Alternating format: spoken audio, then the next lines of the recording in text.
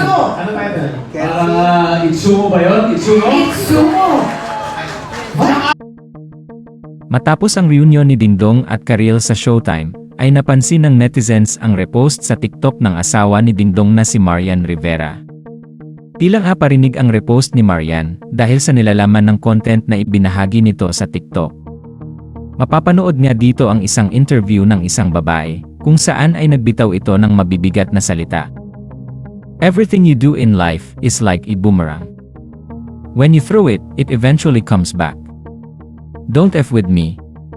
Agad niya na napakomento ang netizens sa repost na ito ni Marian. Anila ay ito ang reaksyon ng aktres sa muling pagkikita ng kanyang asawa at ng dati nitong kasintahan na si Karil.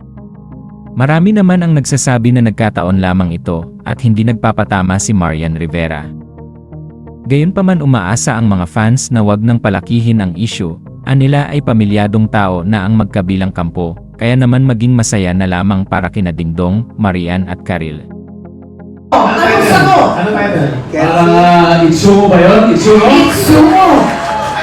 Ang alos naman niya parang Itsumo. Itsumo ay nakasagot yan.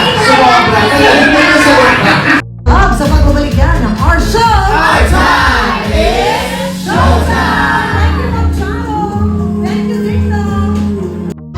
Mr. Dingdong Dantes and Miss Chara